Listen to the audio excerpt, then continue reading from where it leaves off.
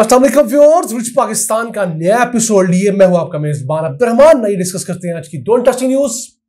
खैर पख्तूनख्वा की हुकूमत ने 5 लाख हुनरमंद अफराद को बैरून मुल्क सेटल करने के प्रोग्राम का आगाज किया है और इसका नाम है प्रॉस्परस खैबर पख्तूनख्वा।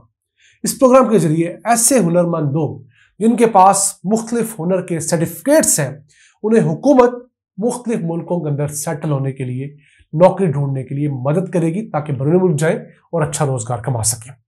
पाकिस्तान में एक बहुत बड़ा पोटेंशियल नौजवानों का है, उन्हें हमें आम तालीम के साथ साथ टेक्निकल एजुकेशन भी देनी होगी, क्योंकि हर साल पाकिस्तानी वर्क फोर्स के अंदर 50 से 60 लाख नए लोग शामिल हो रहे हैं। इतने लोगों के लिए ना तो सरकारी सेक्टर में जॉब्स हैं, ना ही प्राइवेट। तो अगर ये हुनरमंद अफराद होंगे तो अपनी जॉब्स खुद क्रिएट करेंगे, अपने कारोबार करेंगे, मुल्क के लिए भी बेहतर है, अपने लिए भी। इसे डिस्कस करेंगे। जबकि आज की दूसरी अहम खबर, पाकिस्तान में आंखों का सबसे बड़ा नेटवर्क अशिफा ट्रस्ट हॉस्पिटल अब गिलगित बल्तिस्तान पहुंच चुका है, जहां पर इन्हें गिलगित बल्तिस्तान की हुकूमत ने लैंड अलॉट कर दी है। यहां पर आंखों का स्पेशलाइज्ड हॉस्पिटल बनेगा। मजीद क्या तफसीलात हैं इसी प्रोग्राम के दूसरे से भी डिस्कस करेंगे, लेकिन पहले चलते खैर पख्तूनख्वा हुकूमत के उस ऐलान की जानब जो 5 लाख हुनरमंद अफराद को बैरून मुल्क सेटल करने जा रही है। अब पाकिस्तान एक ऐसा मुल्क है जहां पर 65% आबादी नौजवानों की है। कुछ नौजवान ऐसे हैं जो बिल्कुल थोड़ा पढ़े हैं, कुछ ज्यादा पढ़े हैं, कुछ नहीं पढ़े। तो जो थोड़ा पढ़े हैं या नहीं पढ़े, उनको एक ही ऑप्शन मिल सकता है अगर अच्छा रोजगार कमाना है कि वो टेक्निकल या वोकेशनल इंस्टीट्यूट से ट्रेनिंग हासिल करें। पहले ये होता था कि आपको इंस्टीट्यूट्स में जाना लाजिम होता था, लेकिन अब ऐसे प्रोग्राम भी आए हैं कि अगर आपने कोई काम उस्तादी शागिर्दी के तहत सीख लिया है तो अब जाकर आप टेक्निकल सेंटर में एक ट्राई दीजिए और आपको सर्टिफिकेट जारी कर दिया जाता है। तो हर माह 5 लाख अफराद जो कि नौजवान हो रहे हैं वो हमारी वर्क फोर्स में शामिल हो रहे हैं। सालाना 50 से 60 लाख है। तो इन लोगों को ट्रेनिंग देने के लिए हमारे पास जो टेक्निकल ट्रेनिंग इंस्टीट्यूट्स हैं उनकी तादाद बहुत कम है। पूरे मुल्क में 3850 टेक्निकल और वोकेशनल ट्रेनिंग इंस्टीट्यूट्स हैं। तो इनको कम से कम 5 गुना बढ़ाने की जरूरत है। अभी कुछ अरसे तक खैबर पख्तूनख्वा हुकूमत जो है वो दरखास्तें मांगेगी ऐसे लोगों से जिनके पास कोई ना कोई डिग्री है इस किस्म की टेक्निकल ट्रेनिंग की। उसको आप सर्टिफिकेट का नाम दे दें या उसको आप डिप्लोमा कह लें, इस तरह की तमाम डिग्रीज जो है वो चाहिए होंगी। उसके बाद ये मुल्क से बाहर जाने की काबिल होंगे। और खैबर पख्तूनख्वा हुकूमत सऊदी अरब, यूएई और दीगर गल्फ के ममालिक समेत यूरोप के ममालिक के साथ निगोशिएट कर रही है कि वहां पर किस किस्म की जॉब्स के लोग दरकार है, ताकि यहां से वो लोग वहां भेजे जा सके और उनको वहां पर जॉब्स मिल सके। अब पाकिस्तान का जो लेबर है उसके पास एक मसला ये भी है कि उसकी प्रोडक्टिविटी बहुत कम है। पिछले 18 सालों के अंदर हमारी प्रोडक्टिविटी 10,000 से बढ़कर $11,000 हुई है, जबकि हमारे इंडिया में जो लेबर था उसकी प्रोडक्टिविटी 5,000 से बढ़कर $14,000 हो गई है। यानी कि वो एक शख्स काम करके ज्यादा पैसे कमाता है, जबकि हमारा वो शख्स कम काम करके या सस्ता काम करके कम पैसे कमाता है। तो वक्त आ गया है कि अपने लोगों को ऐसी फील्ड्स में भेजें जहां पर उनको थोड़ा काम करने पे ज्यादा आमदन हो। मिसाल दूंगा फिलिपाइन की, जो दुनिया में सबसे ज्यादा शिप्स में जो जाने वाला क्रू होता है, सी फेरर्स, वो मुहैया करता है।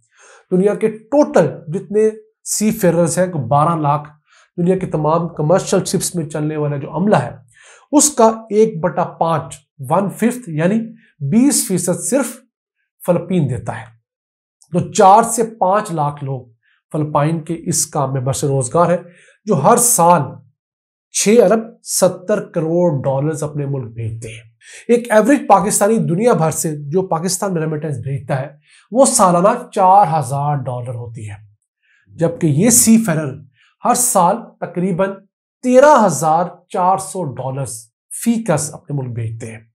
समझ लीजिए 3 से 4 गुना ज्यादा आमदनी कमाते हैं और अपने मुल्क को सपोर्ट करते हैं। इस तरह की हमें फील्ड ढूंढनी होगी, उनमें अपने बच्चों को ट्रेन करना होगा ताकि वो फ्यूचर में जाकर इस तरह के रोजगार कमाएं और उससे मुल्क का भी फायदा हो। आइए चलते हैं आज की दूसरी हम खबर की तरफ। खैबर पख्तूनख्वा हुकूमत ने पाकिस्तान की आंखों के बड़े नेटवर्क अशिफा ट्रस्ट हॉस्पिटल को 20 कनाल जमीन दी है कराकुरम हाईवे के ऊपर, और ये शहर से सिर्फ 3 किलोमीटर की मुसाफत पे है। यहाँ पर 22 करोड़ रुपए की लागत से ये इंस्टीट्यूट तामीर करेंगे जहां पर रोजाना 150 मरीजों को चेक किया जाएगा और 50 से ज्यादा सर्जरीज हो सकेंगी। गिलगित बल्तिस्तान में लोगों के अंदर मोतिये का बहुत बड़ा इशू है और उस मोतिये के इशू की वजह से लोग नाबीना भी हो रहे हैं। तो इस सबब उनको बहुत सारे फायदे होंगे, क्योंकि यहाँ से इस्लामाबाद जाना, रावलपिंडी जाना बहुत मुश्किल था। अब वो लोग यहाँ पर ही कैटर हो सकेंगे।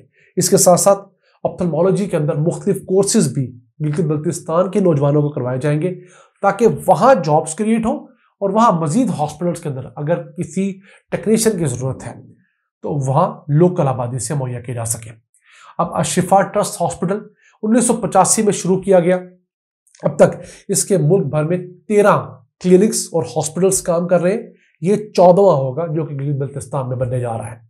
इन्होंने गुज़िश्ता 38 सालों के अंदर 2,78,00,000 मरीजों का इलाज किया है। इसके अलावा 8 लाख सर्जरीज ये लोग गुज़िश्ता 38 सालों में कर चुके हैं। और इनका क्लेम ये है कि ये लोग 80% मरीजों का मुफ्त इलाज करते हैं। सिर्फ 20% मरीजों से ये लोग खर्चा पानी या उसका एक फीस लेते हैं। इसके अलावा हर माह ये लोग 1 लाख मरीज चेक कर रहे हैं। 9,000 सर्जरीज हर महीने यहाँ पर की जा रही है। तो देखिए पाकिस्तान के अंदर लोग कितने बड़े बड़े काम कर रहे हैं। एक इदारा प्राइवेट सेक्टर में बना 80% मुफ्त सहूलियात दे रहा है और 2,78,00,000 मरीजों का चेक कर चुका है। अब सिर्फ अज्यूम कीजिए तकरीबन खैबर पख्तूनख्वा की टोटल जितनी आबादी है उतने लोगों को इस एक इदारे ने चेक कर लिया है। फिर सर्जरीज की तादाद ही 8 लाख है। कुछ थोड़ी सर्जरीज नहीं होती, 8 लाख सर्जरीज। तो हमारे यहाँ तमाम तर नामसाइद हालात के बावजूद इस मुल्क के रहने वाले, इस खित्ते के लोग अपनी मदद आपके तहत बहुत सारे अच्छे काम भी कर रहे हैं। जो काम हुकूमतों के करने थे उन्होंने नहीं किए, यहाँ के NGOs, यहाँ के मुखियर हजरात अपनी मदद आपके तहत वो काम कर रहे हैं। तो यही इस कौम की रेजिलियंस है। ये वजह है कि तमाम तर मुश्किल हालात में भी ये कौम उभर कर आगे खड़ी होती है। हम अल्लाह से दुआ और उम्मीद करते हैं कि ये जो टर्मोइल चल रहा है, ये बुरे हालात हैं, इनसे ये कौम दोबारा अच्छे तरीके से निकलेगी। हमारे हुक्काम को अल्लाह ताला होश के नाखून देगा। अगले साल जो इलेक्शन 8 फरवरी को ड्यू है वो free and fair in the real sense होंगे और हर किसी को ओपनली इलेक्शन लड़ने की इजाजत होगी। तभी जाकर ये मुल्क अपने कदमों पे खड़ा होगा।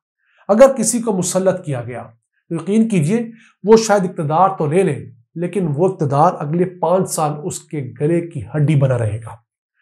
ना उसे वो लोग जीने देंगे जो इक़्तिदार में लाए हैं और ना वो लोग उसे सांस लेने देंगे जिनको दबाकर इक़्तिदार में लाया गया है। मैं समझता हूँ अब इस मुस्लिम को इस्तेहकाम की ज़रूरत है और इस्तेहकाम इसी तरह आएगा कि हर किसी को लेवल प्लेइंग फील्ड दी जाए, मुनासिब मौके दिए जाए